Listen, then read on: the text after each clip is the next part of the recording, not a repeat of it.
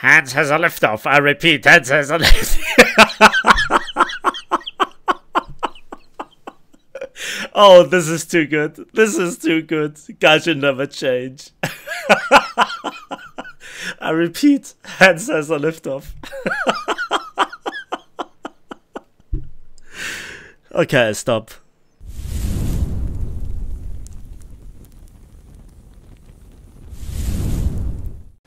Hello there, and welcome back to War Thunder. So, as you can see on the video length, this is not a short gameplay, but this is actually not the gameplay that I wanted to show you. So, if you are not already spoiled a little bit by the thumbnail or the video title, this is just a short funny scene here, where I actually tried to shoot this guy here, and I missed him, and actually one-shot an M4 through the lower glaciers with my Sherman M4748A, aka the German Sherman. And after this triple strike, I do something significantly stupid, overextend, and then an M24 takes care of me. So that was a little bit of a funny introduction scene with that missed shot that results in a kill. That happened to me quite a few times. So now let's talk about this battle. It is played, again with the German Sherman, on the White Rock Fortress map, which is a tank that I fairly well know from my times in arcade and in general from low tier gameplay. One of the real big downsides, or the two big downsides for me personally, is you spawn and you have to get up this muddy slope, and that just slows you down so much. That's just so boring and just... I don't like this. So let's try to stay alive right there. Let's try to stay alive and not have to endure this experience ever again, at least in this match. White Rock Fortress's other disadvantage, in my opinion, is the color scheme of the map design. It's all gray and just autumn-like, gray, brown, yellowish colors. I don't like to play on this map. Now, I would not like to look at this map in some sort of greenish style, you know, summer. It's just in general, also the castle's color. Ugh. Now, there is a little sneaky position that I'd love to go into, and this is the side entrance into the citadel, I guess you call it. And we'll see how this works out. So, now, both teams have one capture zone. I try to get up the slope. Again, it's muddy, slow, and that gives me time to listen around. And what is that? I hear you, buddy. And before he can react, I have the high ground. Goodbye, Anakin. Good stuff right there. Now I continue my way into the citadel, and we'll see how this will work out. So let's talk about this tank. The German Sherman has seen quite a few buffs over the course of its lifetime, and this was actually one of the first American tanks in War Thunder at all. It was in fact the very first one, since this was the German premium entrance tank, and I think the bundle back then cost 60 euros. I didn't get this tank back from then. I didn't get it from Gaijin either. In fact, I had to wait for the 5 years anniversary sale, where it was briefly available in a very limited amount of bundles, and I was very lucky that I just refreshed some of the news when it came out, and I bought this tank and also the T34 Prototype, both costing $60 each. I back in the days bought it then with my YouTube monies. YouTube tiers intensify. But for me as a hardcore collector, I just had to get it. But I then never played it, so I just played it over the course of the last few days. And what a nice experience it is. So what were the two major buffs? Well, first of all, next to the penetration increase on the AP-CBC round from 90 to 103 millimeters, which now feels much more comfortable in dealing especially with Russian tanks, this tank also got this very much underestimated benefit of having a vertical stabilizer at battle rating 3.7. The Americans at first get it at 3.3, which is a massive, huge advantage in War Thunder to get the gun on target first before the enemy does, especially when dueling with the American tanks, my German tank opponents, or the Russians. It is just such a massive benefit.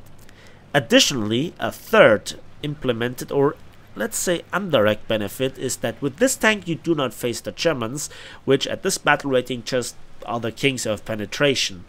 It is not an infinitive advantage, but it is an advantage nevertheless. But you have this vertical stabilizer, you don't face the Germans with their high penetration guns. The Russians not always have the very best guns at this battle rating, but the infamous APHEBC round, which just still offers this Russian magic, and this tank just doesn't wanna die. So yeah, this is now the second SMK that I had to deal with. According to Iron Armenian, this is one of the most overpowered tanks in War Thunder. Well, in my opinion, it has seen better times. Nevertheless, let's go back to the topic. So, you don't face the Germans, you have this high rate of fire of 5 seconds, you have the vertical stabilizer and a little bit of a buffed APCBC round. And then also APCR, which got introduced quite a long time ago for the Sherman 75mm, and that feels also very great if you have to deal with strong, flat armor. I can deal with this tank I can deal with any enemy tank with this tank because it fits like a glove. It has the advantages and disadvantages, I know of them both, and to be honest, this is more like the American M4A2 if I'm not mistaken, also at 3.7, but if I'm not mistaken at the rank higher. Yeah, rank 3, right? So it shares with it the side add-on tracks, the weak spots and the strong points, and we'll see just in a moment how good the armor works. At this very moment, the enemy team possessed all 3 capture zones, and I had to deal with it. Yeah, I damaged the T34's gun first. He penned me, but gladly he didn't do all that much damage. I'm still decapping B, I get my driver back, and now I push the T34. It is just one of those things of mine that I go aggressively in and try to bring the fight to the enemy where he cannot resist, where I have just the advantage in situational awareness and just, you know, dealing with the very specific situations as seen here. So with that done, let's reverse into B, let's capture it, and hopefully let's equalize here a little bit the gameplay, because at this moment the enemy team possesses 2 capture zones and hopefully I can finish capturing B after I rushed it. So, I'm sorry for the lack of the content recently, the explanation will soon follow. The thing is this, I didn't really feel like it, there was no gameplay that I just thought would be worth watching and commenting for you guys. I did play quite a little bit of ships, and yeah, it was a little bit of spading and there are so many thoughts about it, but I have to bring some other good footage like this scene here. So the T34 and me, we shoot each other at the same time, but I damaged his gun barrel just before he could just get in this shot. Then I got rudely interrupted by here a British tank. Looks like a Cromwell, he bounced 2 of the shots. Let's finish him with a shot through the turret ring. Thank you very much. What is this banging on my armor? Yes, it's a Russian T34. So let's finish this guy as well. Oh god, does this feel good. This Sherman, it just fits like a glove. I love Shermans. The 75, the 76s, they are great. And in true high tier fashion, we robbed this KB1 of his gun breech. Tried to figure out what the APFSDS changes have done to high tier. Absolutely nothing. You still shoot the gun breech, the gun barrel, or just simply the turret ring of any main battle tank in the game, as long as you have APFSDS. He burns down, securing my 7th kill. Yes, just remember that number, 7 kills. That's already a very good battle for me in most cases. Let's be honest here, mostly I die before that.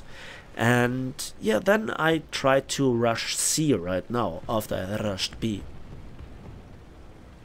So I didn't really feel like, you know, making a commentary. There was no airplane gameplay that I have available as a backup to simply quickly comment on my very old PC. I'm still on my old PC setting or setup. There is also nothing that I think is worth showing off with ships. I have some dubious gameplay, but it's not really, you know, the third time in a row. Nah, doesn't really fit in there. And with tanks high tier gameplay, well, my puke bucket is already reaching dangerous levels. And hello there. This is very rude, mate, to interrupt my rambling by attacking with a SBA. Thank you very much. Let's hope that we can secure here another capture zone. Back to the topic.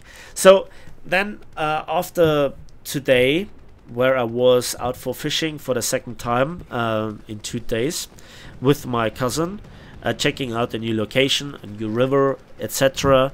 We didn't catch anything, but we caught some new interesting experiences, and that was so much luck that this guy had loaded a smoke shell. I saw him, but there was no way that I would get out of position in time. But then he charges me, and to charge a Sherman that has a vertical stabilizer in a T34, a Panzer IV, you name it, is a stupid idea. And that was also now very fortunate that he attacked me, because now I'm ready to intercept the M10 and then probably another M4. So we take his engine, set him on fire, prevent him from getting into B. Then I tried to go for the turret, but I aimed too high. I tried to correct the aim, but then I go too low again. While we set his engine on fire for the second time, you know, I load APCR, because now I can punch through the engine and get the crew knockout. This is one of the big advantages between a actual solid shot like APDS, APFSTS, APCR compared to APHE of any sort. You can punch through spaced armor, including the engine department. So yeah, now I have to go into B again to capture it.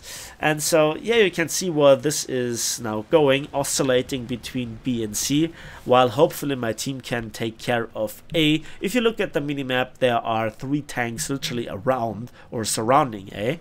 So I hope that they can do anything. I cannot be everywhere.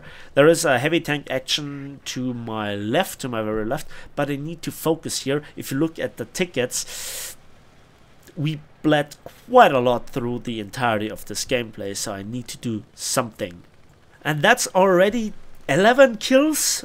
Wow. No, honestly, wow. This is something where, this is one of those battles where you just get kill after kill after kill, and you don't really realize it, and you're glad that Gaijin keeps track of this, because I would have forgotten right there.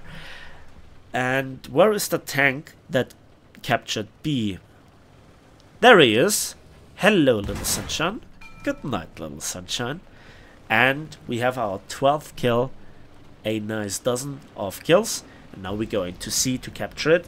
We stopped the ticket bleed, and yeah, all 3 capture zones are now decapped. Now A got capped, and we initiate the bleeding process on the enemy team once more. But you can see they have a massive advantage. So again, I'm sitting here on glowing coals, as we say in German. That means I know where I need to go, but I need to stay here to capture it. And you know, it's all again going downhill and uphill on mud. Objective completed. Okay, that is nice. That was Avenger. Okay, didn't notice this. Okay, thank you. And yeah, there we capture our 3rd capture zone. That already is quite a lot. Can you imagine the confusion if you take this tank into simulator battles? By the way, I spotted now the T34. Has he spotted me? No. Okay, let's present our front armor, and let's go into a shooting position. There he goes, and easy one shot again, just aiming under the gun. This becomes a little bit of a habit of mine. So where do we go now? I need to go to C. A gets decaptured by the enemy. A KV-1E got killed. This was British spam. So remember this guy. We'll see a bit more of him in this gameplay. He is actually ruling the other side of the map, while I'm really focusing on B and C. So now let's go downhill over the previous slope, and just this mud, it's just so slow, it's so unfun, I can tear out my hair. little bit of remaining long hair that I have, and it is really disgusting how a tank drives on mud. I mean, it's realistic, etc., but to design a map like this is... I'm not quite sure if this is a realistic scenario, you know. Okay, let's continue on the gameplay. Again, I try to figure out if any enemy is there in the vicinity, and I hear a tank to my right. Is he coming now to my right or to my left? According to the sound, he's coming this way, and hello. You know, I'd love to listen to music, but I can't because I would have been dead multiple times in this gameplay if I would not have listened to the enemy and just prepared myself for that. So there we follow his tracks into C, and now my team have managed to capture A again, but there are not many tanks around to capture the other capture points, so, or to protect the capture zones. Okay, C gets decapped, so no enemy tank is right there. Let's look around, let's look around. This is very important, again giving away my position to the enemy. And while we cap, yeah, recently I didn't really feel like doing anything War Thunder related. Real life, a lot of work, physically engaging work, I'd say. And yeah, taking my cousin to the secret fishing spots that I know from, you know, when I was young, and just, you know, telling him the basics. I mean, he doesn't even know that you don't have to stamp on the floor like crazy, because this actually repels fish, you know, if you just want to catch them in front of your foot. One little side note about the comments that I received on my video yesterday. There is actually quite a lot of thinking inside of this fishing test that you have to do. So first of all, you need to do the test in order to distinguish the various different kinds of fish, which is very important because a lot of them are actually rather rare, and if you catch them, you have to set them back because you are not allowed to take them with you. And that is also very true for some of the other fish when they have a time in the year where they just you know, multiply themselves, I'd say, and then they need to be protected in order to not screw up the equilibrium inside of the water. And to know this all, you need to do a test, like a driving test. So here I try to do a little bit of a mind game with this T34 that has gone into C. I pop a single smoke launcher, which is such an advantage of this tank. Go the other way around. The T34 then shoots the other tank and kills him, the Sturmpanzer 2, which is a shame, and I can easily beat his advantage. And I think he shot me again, but it doesn't really matter because now I have him as well. And I try to get into C, but again it's captured. And then I see that there is a second tank approaching. So I reverse a little bit. Let's see if we can play a little bit of a mind game here. So I finish here the first T34, reverse for my 16th kill, and then the other T34 tries to come around the corner just in a moment. Where are you? Come on. Yeah, but now it should be clear that I have reloaded. I put an artillery strike on him, and yeah, that was stupid of him. That is now 17 kills. The dream has come true. One kill further than with the Beretta 501. Okay, we have 2 caps. I'm about to secure here my 5th capture zone. My 5th. Can you believe that? By the way, this tank has premium status. And I have a premium account. Sadly, I have not activated any sort of civil line booster. And yes, I'm still on the civil line hunt. But that has nothing to do with this gameplay. I just wanted to present you another rather rare tank. And what it can do if you put one tank into another nation's lineup, at least in tank RB. And then I try to get into a safe position, go uphill again, and it's that one time that I do not look to the left, and yeah, finally that T34E didn't have a smoke shell loaded. No! I just really felt robbed. I really felt robbed. And that was the end of the game.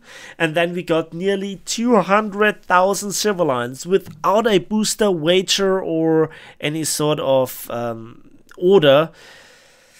At least 5,000 silver lines as condolences, and then, yeah, 16,000 research points, and also the Heavy Metal Hero Award.